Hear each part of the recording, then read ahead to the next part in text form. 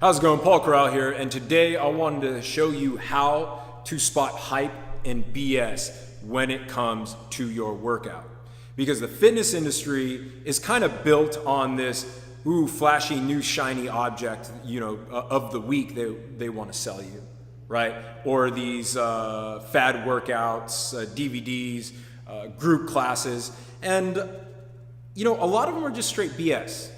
Now granted, if you're going from doing nothing to doing something, hell, just by virtue of the fact you're moving, they'll work for a little while. But I can't tell you how many times I've spoken to clients who've come to me and say, hey, I've been doing this class or that class, and it worked great for the first 4 to 8 weeks, but now I've hit the wall and it hasn't budged for months. What do I do?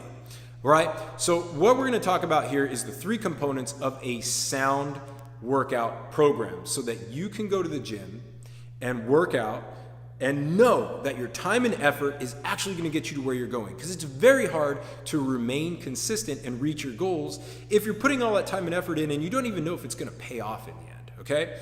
And it's going to help you spot shitty trainers, right? There's a lot of trainers out there that don't really know a whole lot, who think if they just get your heart rate up and make you sweaty, hey, you got a great workout. And I'm sorry, that's just not the case. So what are the 3 components that a sound health and fitness regimen should have? Mobility, strength, cardiovascular. That's it. All right?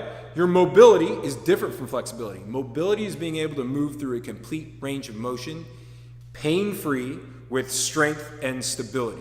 There's a lot of movement patterns we've lost because of our modern lifestyle. For instance, being able to squat butt to heels, right? How often do we do that? A lot of us have lost that flexibility because we sit in chairs all day. But it's important because if your hips get tight, your knees start to ache and your lower back starts to ache, doesn't it? Okay? So if we can increase your hip mobility so you can get into that butt to heels squat, wow, so many aches, pains, and injuries tend to go away, and you can work out harder, consistently, get better results in the gym without worrying about injury, right? So that's why mobility is absolutely huge. Not only get rid of aches and pains and have longevity, but allow you to work out better, harder, more frequently, okay? Second, strength training is the cornerstone, okay? Not enough people are doing strength training, and not enough people are doing strength training properly. Strength training is the fountain of youth.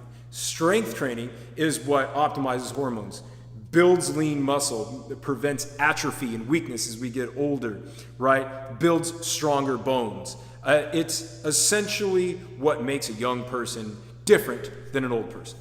Old people gradually lose muscle mass, their bone density goes to hell, and their hormonal profile goes to hell. And then they wonder why they don't have any energy, they don't have any strength, they don't have any tone, they don't have any shape, right?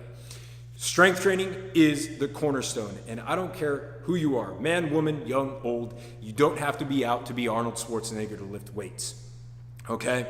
So that is the cornerstone. If I had to choose one thing, it would be strength training, okay? Now, when it comes to cardiovascular training, a lot of people got this wrong as well. They're bringing the brains out, jumping on cardio machines or taking silly classes or going outside and running and riding their bikes for hours at a time. It's tedious, it's boring, it creates short-lived results, then they hit the wall, and there's nowhere to go but to add more and more time, and who the hell has more time these days, right? Not to mention it creates a lot of cumulative stress injuries due to the repetitive nature of extended bouts of cardio. No, the cardio you want to be doing is interval or sprint style, okay? You want to shorten that session up.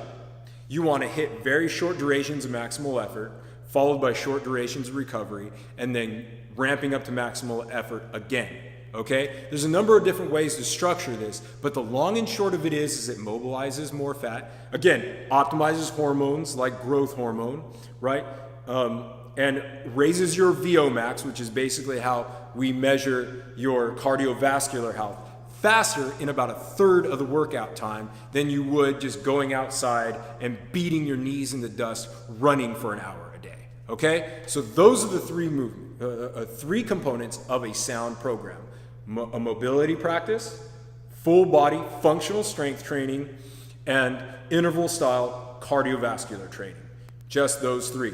So whenever you're looking at a group class, a trendy DVD, or assessing if a trainer actually knows what the hell they're talking about, Ask yourself, is what they're proposing involve these 3 key components? All right, so I hope that's helpful, and I'll see you in the next video.